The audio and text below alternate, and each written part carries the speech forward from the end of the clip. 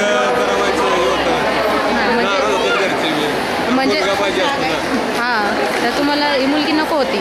मुलगी नको तिथे कसं असतं, आता 3 मुली, तिसरी मुलगी, त्याच्यामुळे कसं जरा शेतकऱ्याला ती जरा फीट जातं, थोडं लोड झेपत नाही ना त्यांना.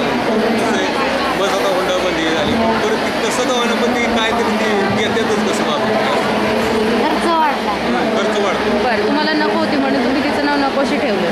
नाही, कसं असतं शेवट घरच्यांचं बी कडे माणसाचं एवढं काही नसतं. घरची आजी समजा त्यांची मम्मी कंटाळतात ना, नको पोरं सांभाळाय करायचं कालवा नेऊन परत ते असतं. त्याच्यामुळे मग तुम्ही तिला नकोशी नावानेच हाका मारत होता? नको नावच ठेवलं नाही ना इथं, नावच ठेवलं नाही.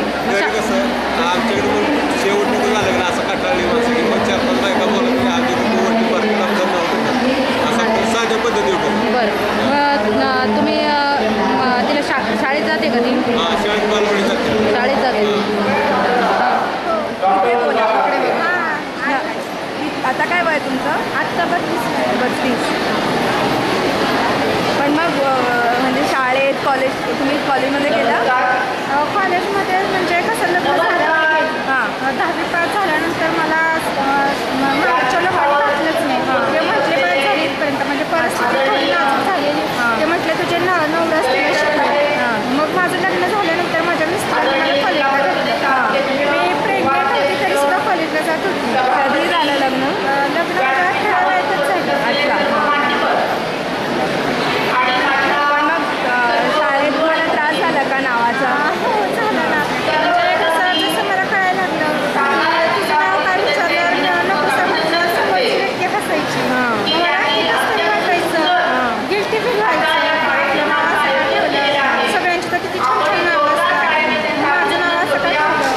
म्हणून मग मी म्हणायचं की मला काहीतरी असं बनायचं आहे, कोणीतरी व्हायचं आहे, असं म्हणजे माझ्या मनात जिद्द होती की मी बनणार कोणीतरी, मी दाखवून देणार की मी नको आहे असं नाही, मी काहीतरी होऊ शकते. मी आता अंगणवाडी सेविका आहे, मी छोट्या मुलांना शिकवते आणि त्याशिवाय मी पोस्टाचे एजंट पण आहे, लोकलचे एजंट, एजंट आहे, असं म्हणजे त्या क्षेत्रात मी काम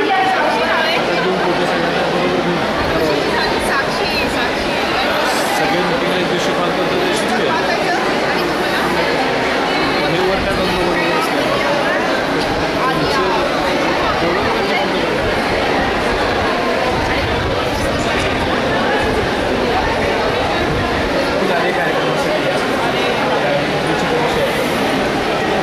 छान झालं ना, आनंद वाटला की नाही एकदम.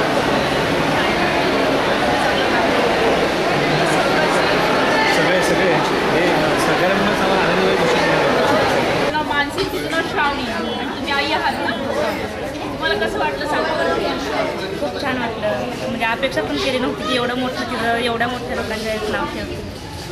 खूप आनंद वाटला आणि भविष्य घडल्यासारखं वाटलं आणि याच्या पुढे तुम्ही तिला शिकवलं पाहिजे, बरोबर आहे की नाही?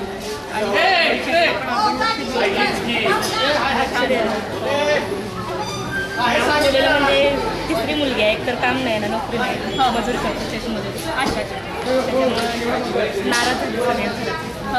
तिच्या आजीनं नाव घेऊन एक तर कुठं म्हणजे सांभाळायचं नाही एवढ्या. पण आता काही काळजी करू नका, आता काम पण बघा, तुम्ही बाकी जाऊन भेटा. काय करायचं आपण नामकरण केलं आहे की नाही, छान छान नावं ठेवली. तुम्हाला आनंद झाला की नाही? आता बरं वाटलं की नाही? तुझं काय नाव ठेवलं बेटा? Deepali, most welcome. तुझं सुजाता, छान नाव आहे. तुझं अंजली, खूप खूप सुंदर आहे. नम्रता, छान. तुझं धनश्री. या सगळ्यांचं नामकरण झालं आणि नकुशाच्या आज हवीशे झालेले आहेत. खरोखर या लेकी खरोखरच म्हणजे भाग्याच्या लेकी आहेत. आम्ही लेकी सावित्रीच्या भारत मातेची शान दाखवू, आहे की नाही? तुम्हाला सगळ्यांना आनंद झालेला आहे की नाही? आणि इथून पुढे जाऊन तुम्ही काय काय करणार आहे? आता शिकणार आहात, शिकणार की नाही? स्वतःचं भविष्य स्वतः घडवणार आहात, बरोबर आहे ना? स्वतःच्या पायावर उभं राहणार आहेत, हो की नाही?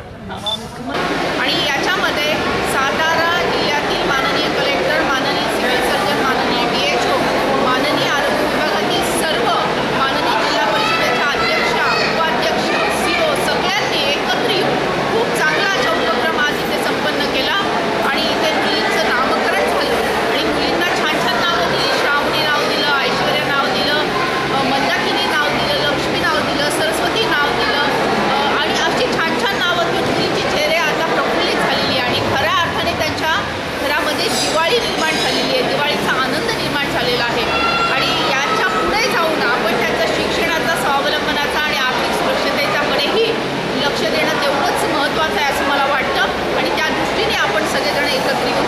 करूया